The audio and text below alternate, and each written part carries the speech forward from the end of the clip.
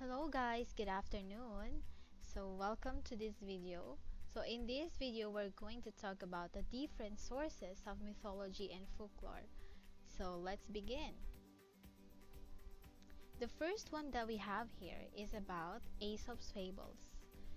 If you can still remember, fables are stories in which the main characters are composed of animals.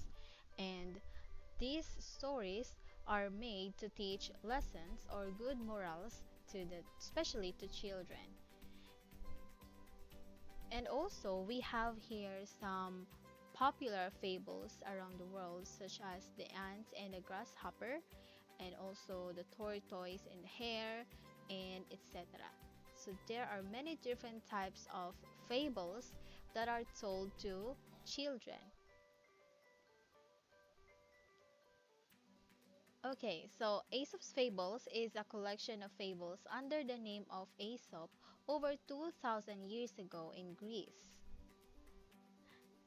Aesop was a Greek storyteller, and he was also known as the father of fables. According to Herodotus, Aesop lived in the mid-6th century and was a slave, and that he was killed by the people of Delphi, perhaps for seditious or sacrilegious beliefs.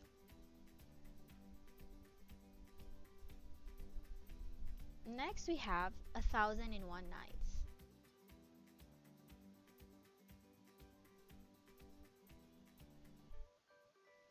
A Thousand and One Nights is also known as the Arabian Nights. So it is also a collection of different stories from the Middle East. One of the most popular stories under this literature is Aladdin. Who doesn't know about Aladdin? I think everyone knows him, right? Anyway, so as I've mentioned, it is also known as the Arabian Nights. It is a collection of stories and fables from Arabia, Egypt, India, and Persia that were compiled from oral tales that had been passed down through these cultures for generations. So an example of the popular stories are Aladdin, Ali Baba, and Sinbad the Sailor.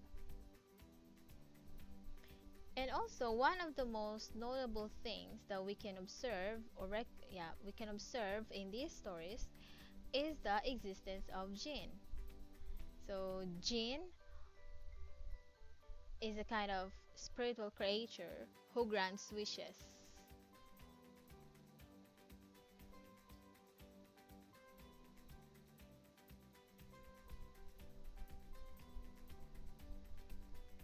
Now let's proceed to the third one, the great epics of the world.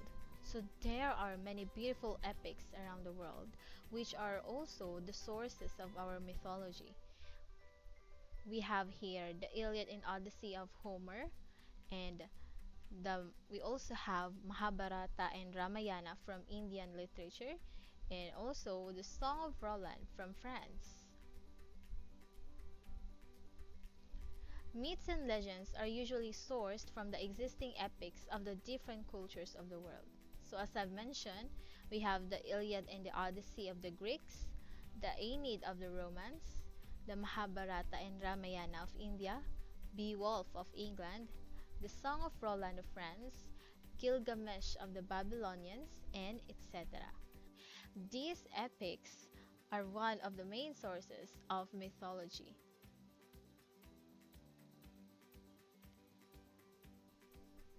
The next one, we have the Pancha Tantra. Well, the Pancha Tantra is an ancient Indian collection of interrelated animal fables in Sanskrit verse and prose arranged within a frame of story. And also, it is said that it is somewhat the same with Aesop's Fables. However, so Aesop's Fables owned many stories from the Pancha Tantra, Again, it is a collection of fables which was used to educate Indian princes into becoming wise kings. And it is supposed that Aesop's fable largely owed much from the Pancha Tantra. And Pancha Tantra has five parts based on five principles. We have Mitra Beda or loss of friends, Mitra Labha or gaining friends, Surud Beda, causing discord between friends, Vigraha, separation, and Sandhi, union. Next, we have the poems of Hesiod.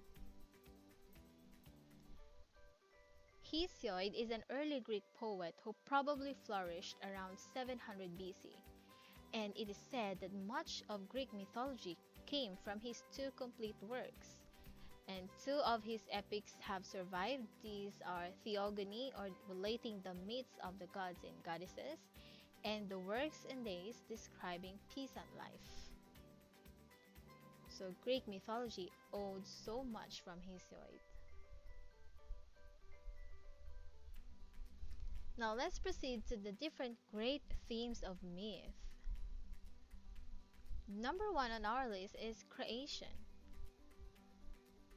So creation myths set the stage for more particular myths supporting social structures, the relation of human beings to the natural world, and the questions of life and death. A creator deity brings into being the sun, moon, and stars, seas and mountains, and so on, along with deities that personify them, then plant life, animals, and humans that populate the world.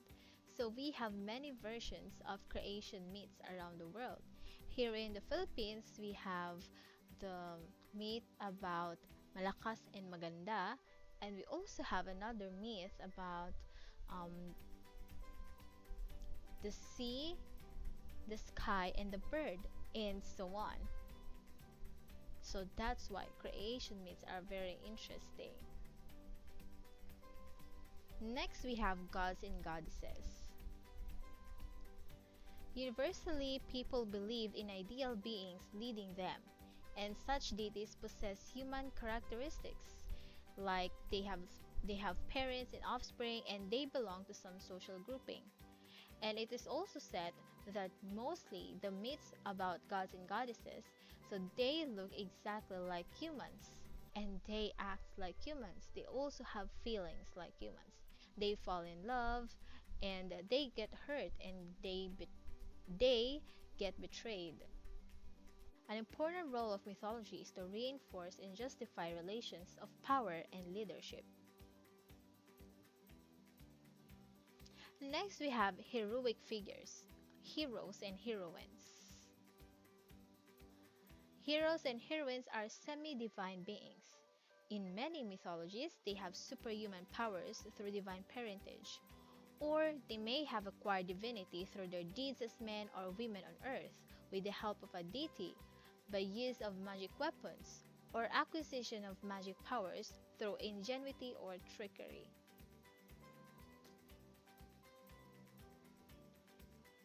Next, we have monsters and demons. The existence of monsters and demons are part of mythology. Examples, we have, who doesn't know about Medusa? About minotaurs, centaurs, and other types of creatures. So they are familiar as the beings that a heroic figure confronts and overcomes.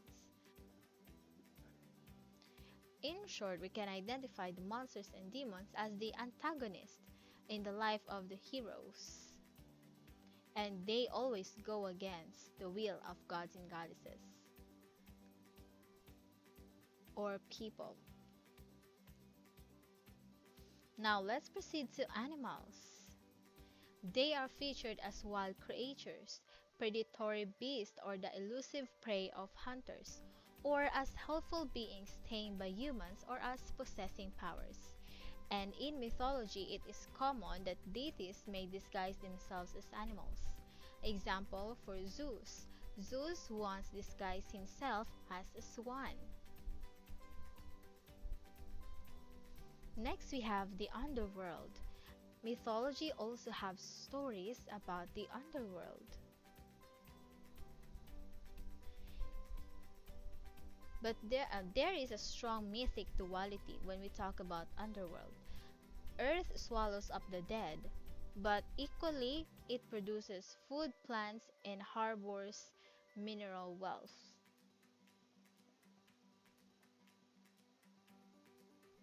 Next, we have the afterlife.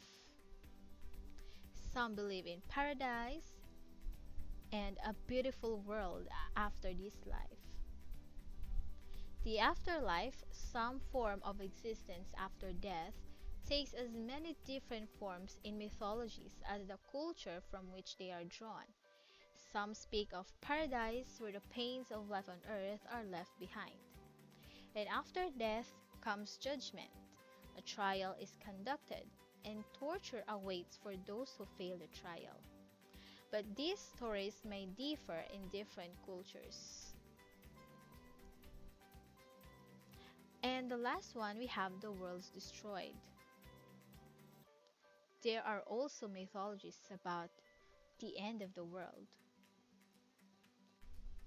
Creation may be seen in myth as a chance event or something that occurred despite opposing forces.